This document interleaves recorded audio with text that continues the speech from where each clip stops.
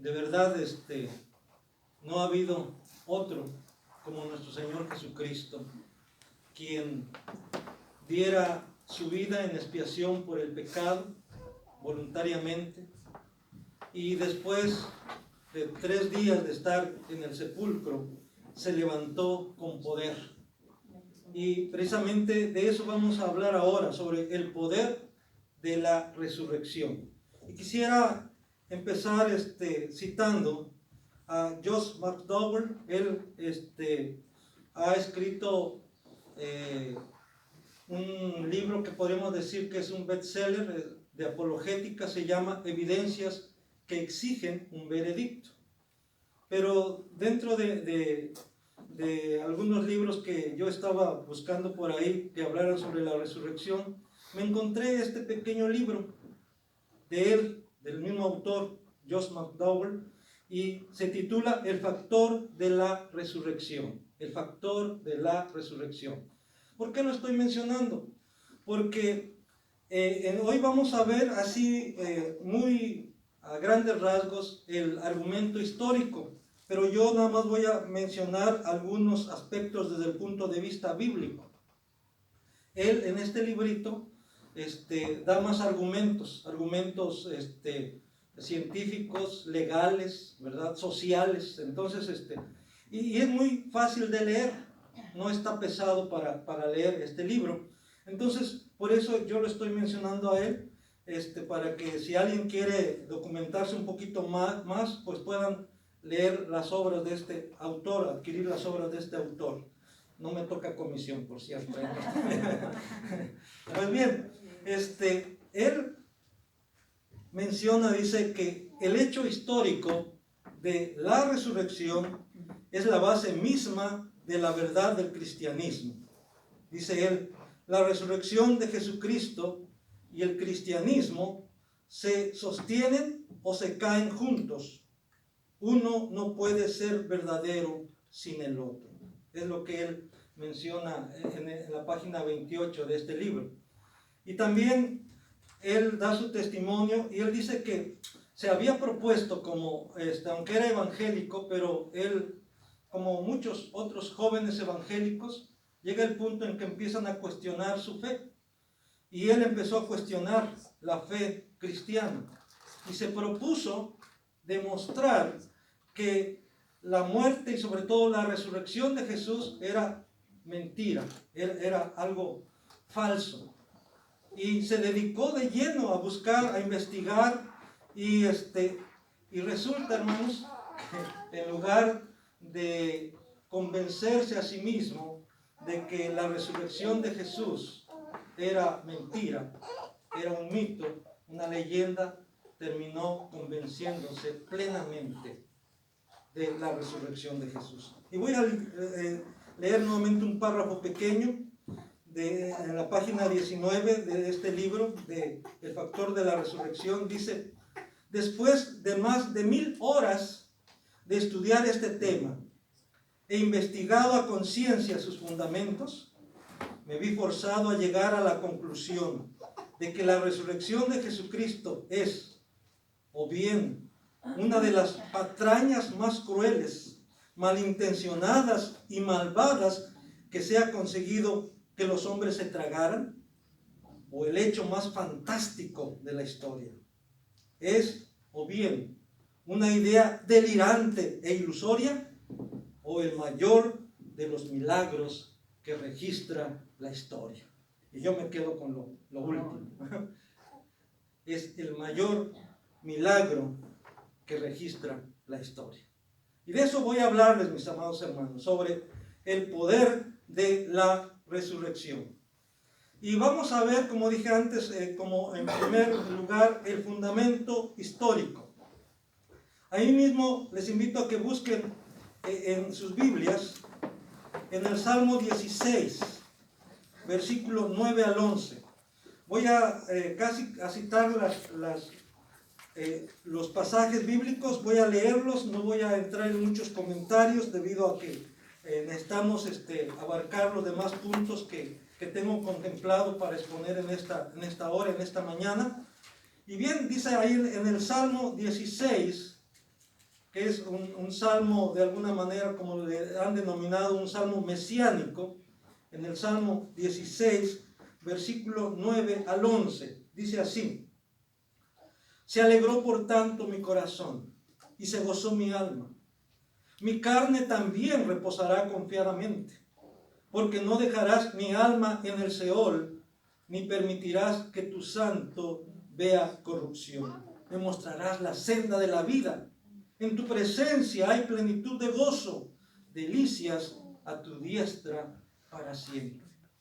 Este salmo, hermanos, lo cita el apóstol Pedro en el sermón de Pentecostés para demostrar que no es David que está hablando de sí mismo, sino que es David inspirado por el Espíritu Santo, lleno del Espíritu Santo, profetizando acerca de Jesús. Porque mismo Pedro dice: la tumba de David está entre nosotros. Y con ello está diciendo, su cuerpo también, sus restos están entre nosotros todavía. En tiempo del apóstol Pedro, ¿verdad?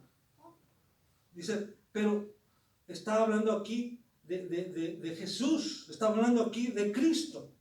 Entonces podemos decir que la resurrección de Jesús ya estaba profetizada. No fue una improvisación, no fue como diríamos nosotros un acto sorpresa, no. Era algo que Dios ya había profetizado, que Dios ya había declarado desde el Antiguo Testamento.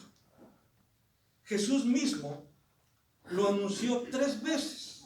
Y vamos a buscar esos pasajes en donde Él lo anunció 3 veces. Ahí en Mateo 16, versículo 21. Mateo 16, 21 dice: desde entonces comenzó Jesús a declarar a sus discípulos que le era necesario ir a Jerusalén y padecer mucho de los ancianos, de los principales sacerdotes y de los escribas, y ser muerto y resucitar al tercer día. Desde entonces comenzó a Jesús a declarar a sus discípulos que le era necesario morir, padecer mucho, morir, pero también resucitar. Y en el capítulo 17, ahí mismo de Mateo, versículo 22 y 23, Mateo 17, 22 y 23, dice: estando ellos en Galilea, Jesús les dijo: el Hijo del Hombre será entregado en manos de hombres y le matarán, mas al tercer día resucitará. Y ellos se entristecieron en gran manera. ¿Por qué se entristecieron en gran manera? Porque nada más estaban considerando la primera parte, cuando Jesús está declarando que era necesario que muriera, que iba a morir, que le iban a matar. Eso nos demuestra entonces que las mujeres estaban tristes, los discípulos estaban no solamente tristes, temerosos, porque solamente habían tomado la primera parte de la declaración de Jesús y se habían olvidado de la segunda parte. Y resucitará, y resucitaré, dice el Señor. El Hijo del Hombre va a ser muerto, mas al tercer día resucitará. Y allá en el capítulo 20 de Mateo también, en el versículo 17 al 19, Mateo 20, 17 al 19, dice: subiendo Jesús a Jerusalén, tomó a sus 12 discípulos aparte en el camino y les dijo: he aquí, subimos a Jerusalén, y el Hijo del Hombre será entregado a los principales sacerdotes y a los escribas, y le condenarán a muerte, y le entregarán a los gentiles para que le escarnezcan, le azoten y le crucifiquen, mas al tercer día resucitará. Hermanos, Jesús sabía exactamente todo lo que Él iba a sufrir, todo lo que Él iba a padecer. Le decía yo de un autor, de Max Lucado, en uno de sus libros, dice: Él escogió los clavos. O sea, Jesús sabía todo de tal manera, como ya lo he mencionado en otras ocasiones, que Él sabía exactamente cuántos golpes le iban a dar. Él sabía exactamente los clavos que iban a penetrar sus manos y sus pies. Él lo sabía todo. Por eso, hermanos, antes de ir a la cruz, esa noche, ahí en el huerto de Getsemaní, le dijo a sus discípulos: mi alma está muy triste hasta la muerte. Acompáñenme a orar.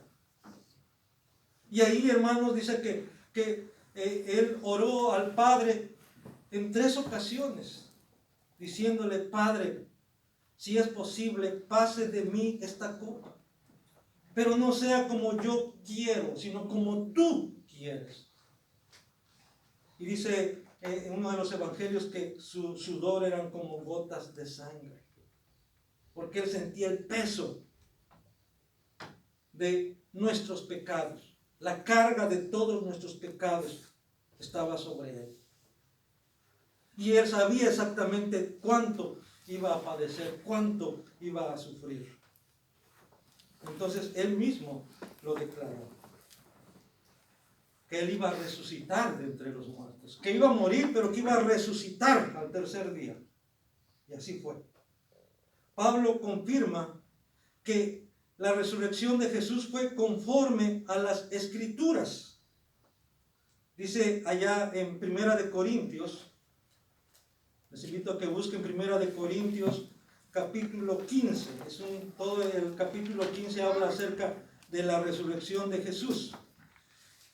1 Corintios capítulo 15, el versículo 3 al 4 dice: porque primeramente os he enseñado lo que asimismo recibí. Pablo dice: esto no lo inventé yo, no se me ocurrió, lo recibí.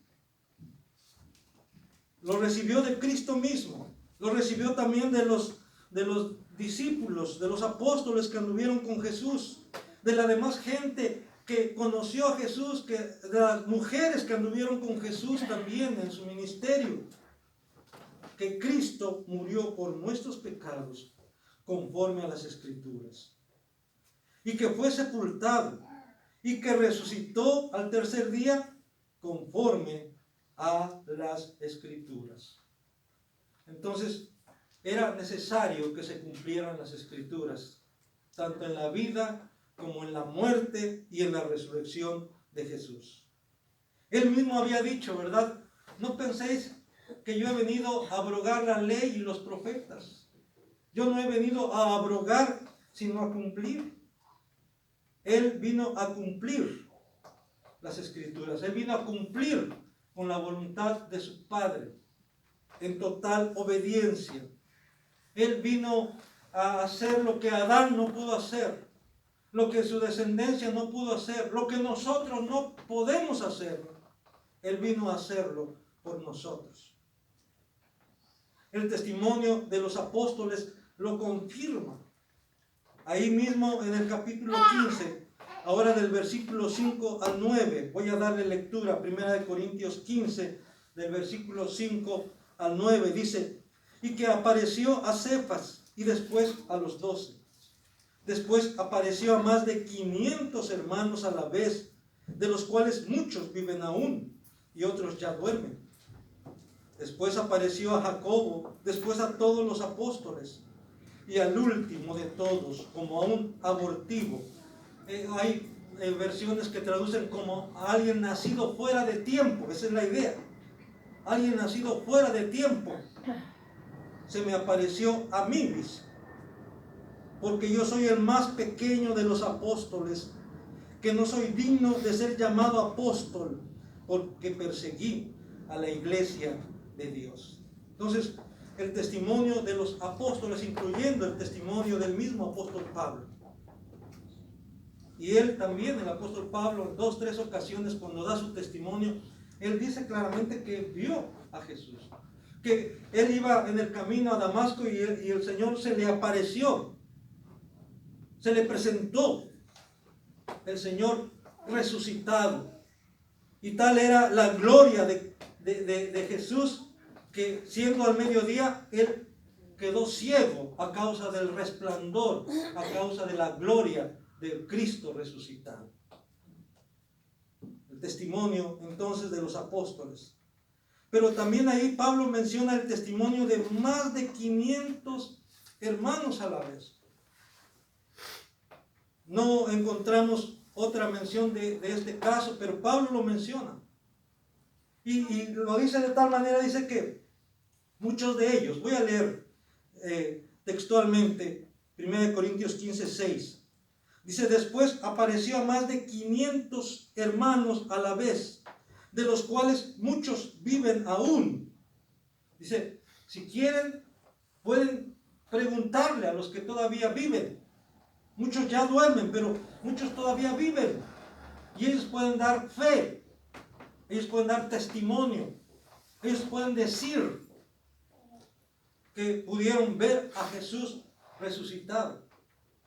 Entonces, algunos han tratado de echar por tierra, y John McDowell y otros autores mencionan eso, ¿no? Como algunos quieren decir que eso fue una alucinación colectiva. Pero 500 a la vez, estar de acuerdo en lo que vieron, en lo que oyeron, sin contradecirse, en un, vamos a decirlo así, en un jurado o ante un tribunal. El testimonio de 2 o 3 testigos es suficiente. Pero aquí no estamos hablando de 2 o 3 testigos, estamos hablando de 12, de 13, hablando nada más de los apóstoles, pero luego de 500 más, y todos concordando, todos diciendo lo mismo. Entonces, este es un argumento muy fuerte para sostener la veracidad e historicidad de la resurrección de Jesús. Y dentro de esto, del fundamento histórico, podemos mencionar el testimonio de la tumba semi vacía. Y recalco esto, la tumba semi vacía. Porque hemos hablado acerca de la tumba vacía. Y ya sabemos, ¿verdad?, a qué nos referimos cuando hablamos de la tumba vacía. ¿Qué quiere decir? La tumba sin el cuerpo de Jesús. ¿Por qué? Porque como los ángeles le dijeron a las mujeres, ¿por qué buscáis entre los muertos al que vive? No está aquí, mas ha resucitado como dijo. El cuerpo de Jesús no quedó en la tumba. Es más, en ese tiempo sí sabían exactamente cuál era la tumba a donde habían puesto a Jesús. Otro de los argumentos en contra para tratar de desacreditar la resurrección de Jesús, dicen, lo que pasa es que cuando las mujeres fueron a buscar a Jesús para ungir su cuerpo, se equivocaron de tumba. Llegaron a otra tumba, no llegaron a donde había sido puesto Jesús, y por eso la encontraron abierta y la encontraron vacía. Eso dicen ellos.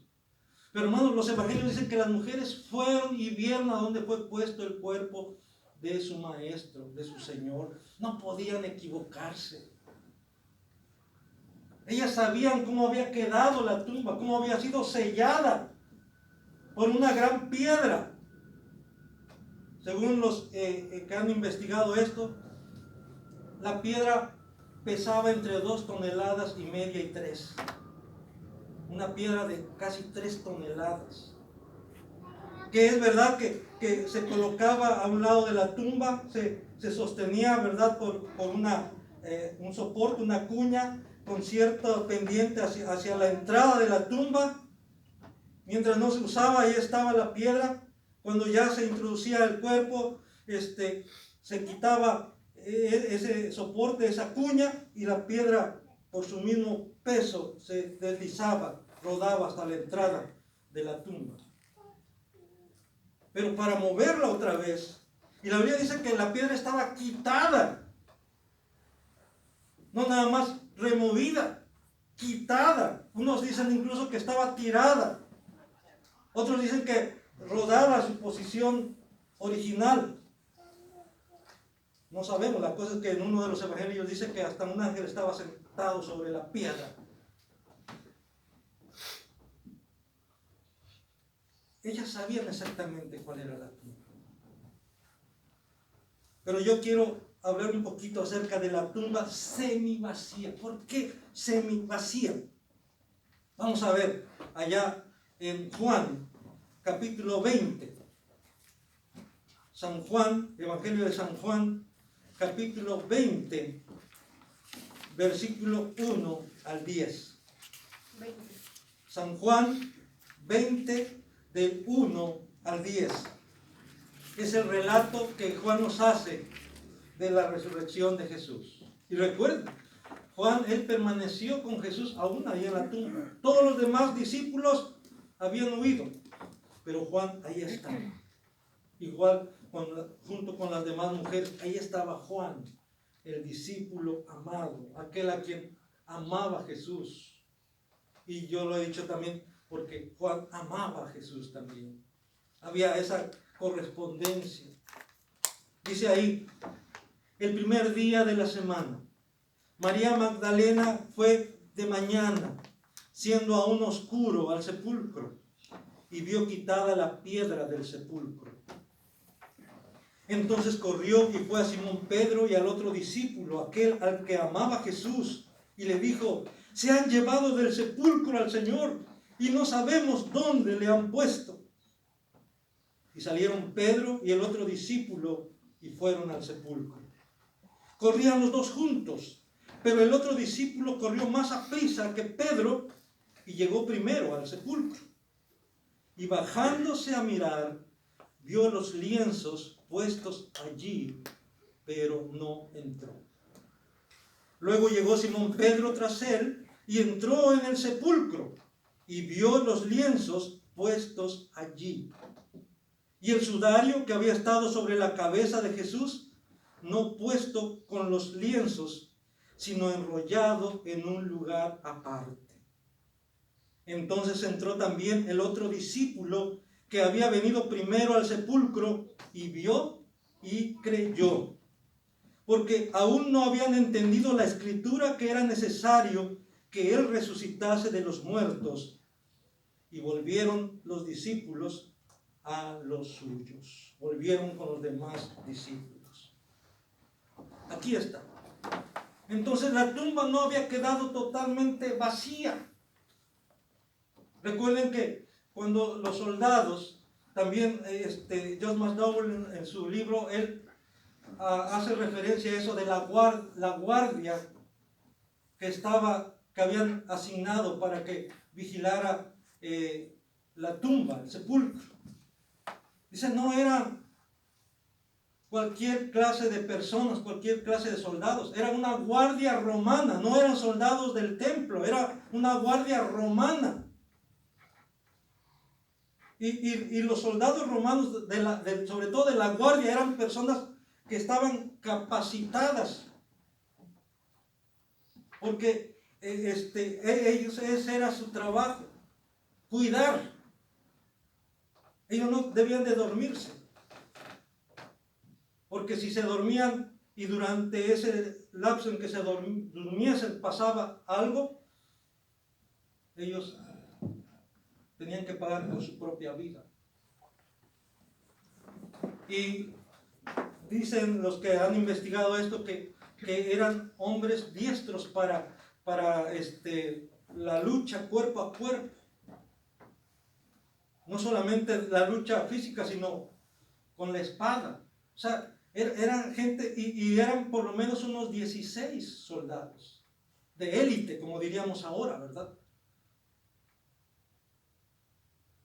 Como dice que cuando pasó la resurrección, ellos, con todo y que eran hombres con experiencia en la batalla, en la pelea, en la lucha, dice que se llenaron de tanto temor que quedaron como muertos. Y después fueron con los principales sacerdotes, pero ¿por qué no fueron con sus jefes, con sus generales? Porque ya sabían. Y fueron con los principales sacerdotes, especialmente con el sumo sacerdote. ¿Para qué? Para que él intercediera ante sus superiores.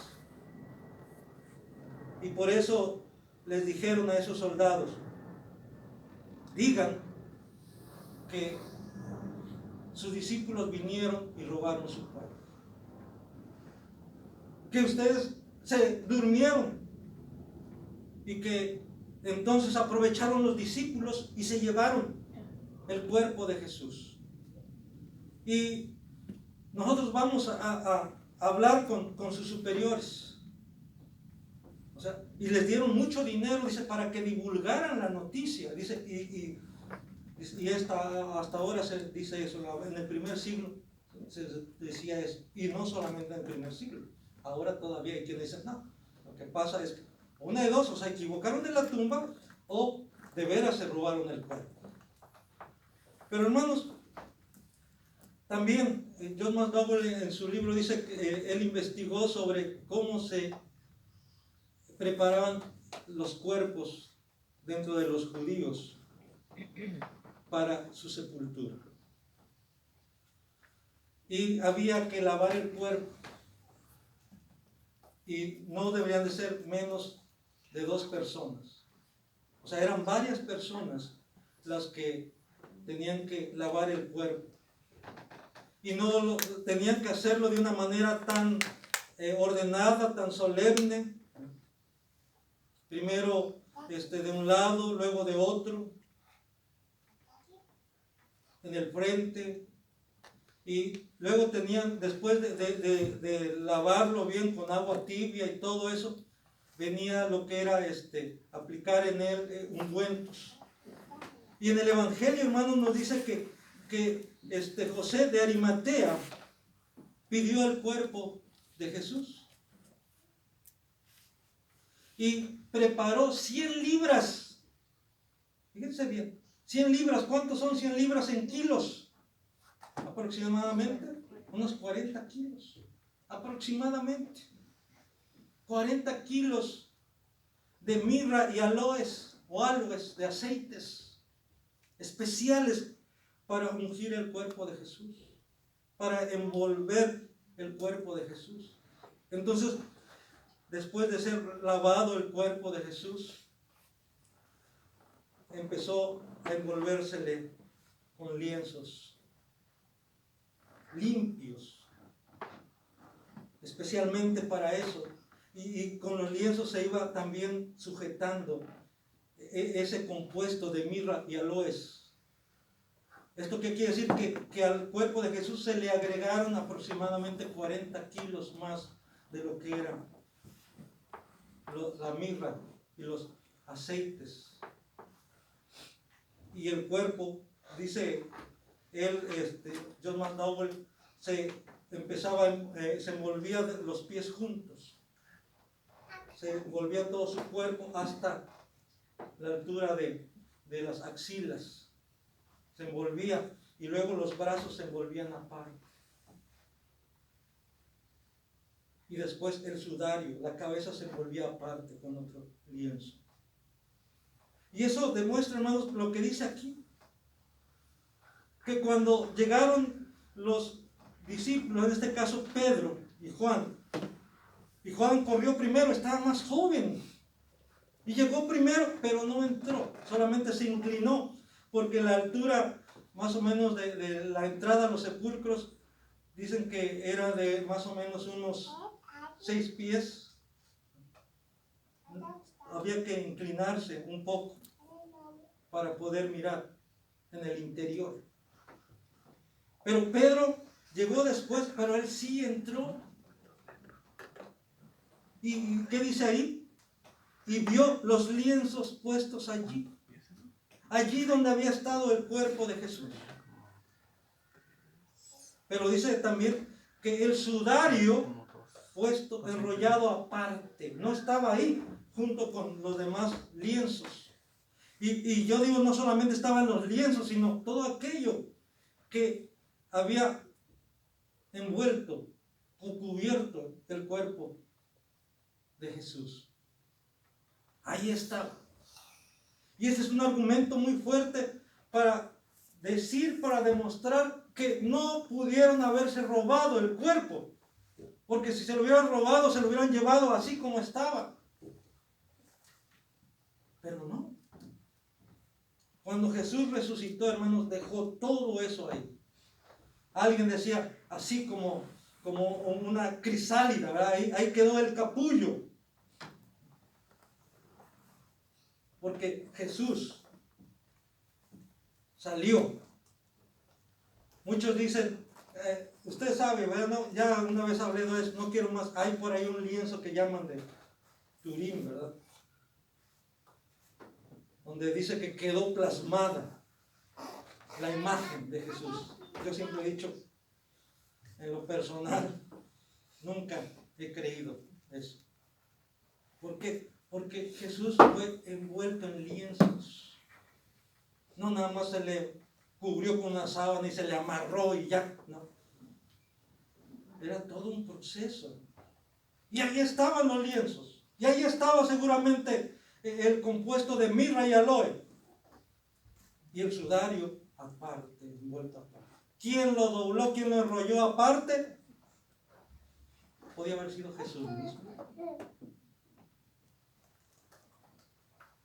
Podían haber sido los ángeles.